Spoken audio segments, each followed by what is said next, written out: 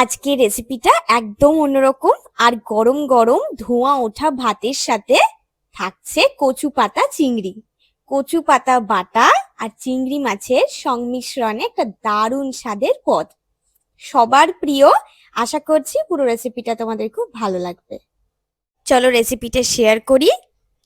আমরা নিয়েছি দুধ কচুর পাতা, আর সঙ্গে থাকছে চিংড়ি মাছ, কাঁচা লঙ্কা, গোটা সর্ষে, নারকেলের কোড়া।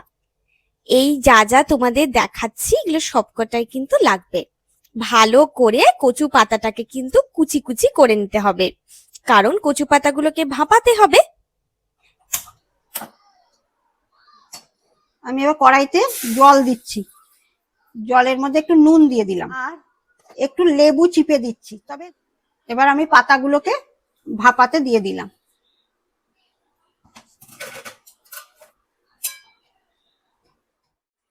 চিংড়ি মাছে একটু নুন হলুদ, এই যে নুন একটু দিলাম, এই যে একটু মাখিয়ে নিলাম, নিয়ে হালকা ভাজবো।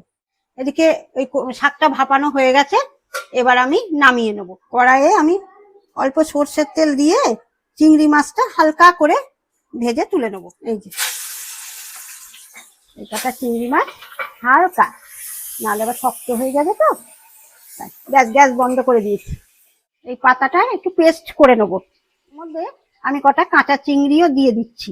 যারা শিলে বাটতে পারো তারা শিলে বেটে নিও, আমি তো শিলে পারি না, বসতে টসতে পারি না। এই যে কাঁচা লঙ্কাও দিয়ে দিলাম, দিয়ে এবার এটা পেস্ট করে। এই দেখো পাতাটা চিংড়ি মাছ দিয়ে আমি মিহি পেস্ট করে নিয়েছি। আমি এবার এই তেলের মধ্যে, চিংড়ি মাছ ভাজার তেলের মধ্যে এই একটু কালো জিরে আর রসুন, থেতো করা রসুন দিয়ে দিলাম। রসুনের গন্ধ বেরিয়ে গেছে, এবার আমি এই পাতা বাটাটা দিয়ে দিলাম।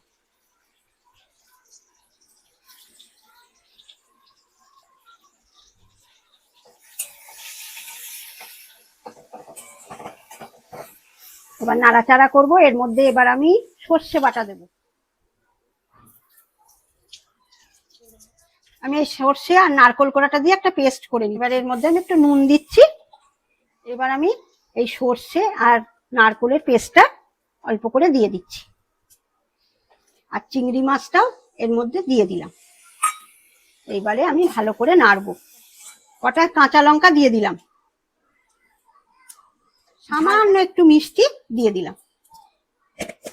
মিষ্টি না দিলেও হয়, কিন্তু সামান্য একটু দিলে টেস্টটা বাড়ে, এই জন্যই দেয়া। এইবার আমি একটু কাঁচা সর্ষের তেল এর মধ্যে একটু দিয়ে দেবো, একটু বেশি করেই দিলাম।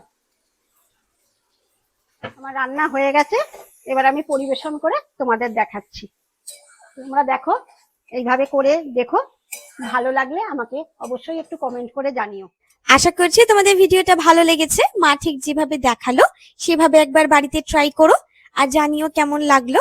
আর একটা ফলো করে দিও। সবাই ভালো থেকো, সুস্থ থেকো, আনন্দে থেকো।